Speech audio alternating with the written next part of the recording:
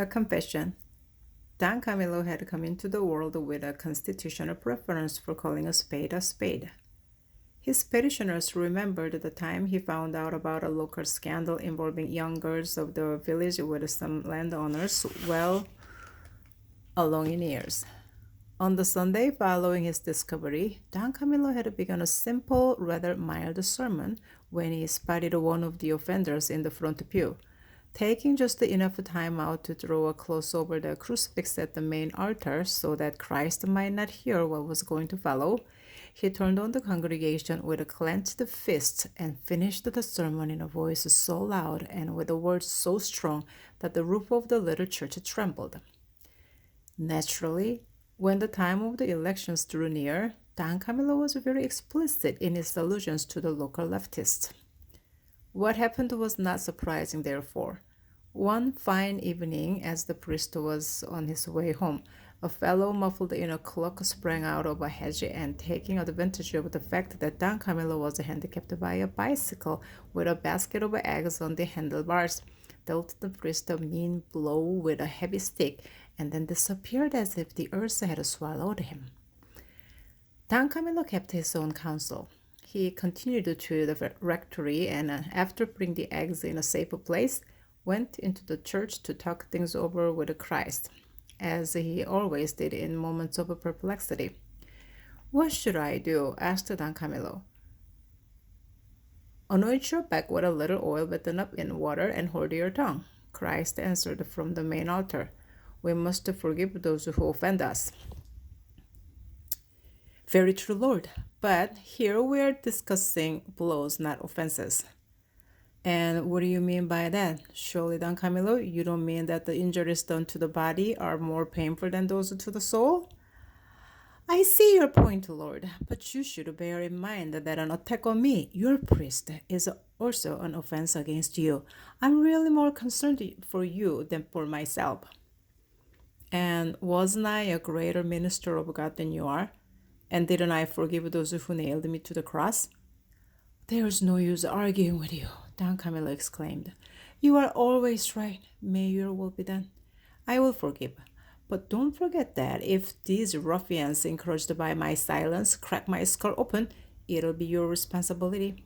I could quote you several passages from the Old Testament. Don Camillo, do you propose to teach me the Old Testament? As for this business, I assume full responsibility. And just between ourselves, that little beating this evening did you some good. It may teach you to let politics alone in my house." Don Camillo forgave in his heart, but one thing stuck in his mind and needled him: curiosity as to the identity of his assailant. Time passed. Then, late one evening, as he was sitting in the confessional, Don Camillo recognized through the grill the face of Pepone, the leader of the extreme left. That Pepone should come to confession at all was a sensational event, and Don Camillo was duly gratified. "God be with you, brother, with you who more than others needs his holy blessing. When did you make your last confession?" "In 1918, replied Pepone. "In all those years, you must have committed a lot of sins with your head so crammed with crazy ideas." "Quite a few, I'm afraid," sighed Pepone. For example, 2 months ago I gave you a beating." "That is very serious," replied Don Camillo, "since by assaulting one of God's priests, you have offended God himself." "Oh, but I have repented," Pepone exclaimed. "And anyway, it was not as God's priest that I beat you up, but as my political adversary. Anyhow, I did it in a moment of weakness." "Besides this and your activities in that devilish party, have you any other sins to confess?" Pepone spilled them out, but all in all, Don Camillo found nothing very serious and let him off with 20 Our Fathers and 20 Hail Marys. While Pepone was at the altar rail saying his penance, Don Camillo went and knelt before the crucifix. "Lord," he said, "forgive me, but I'm going to beat him up for you." "You will do nothing of the kind," replied Christ. "I have forgiven him, and you must do the same. After all, he's not such a bad soul." Lord, you can't trust the red. They live by lies. Just look at the face. Barabbas incarnate. One face is the same as the other. It's your heart, Don Camillo, that is venomous. Lord, if I have been a worthy servant to you, grant me one small favor. Let me at least hit him with this candle. After all, Lord, what is a candle? No, replied Christ. Your hands were made for blessing. Don Camillo sighed wearily.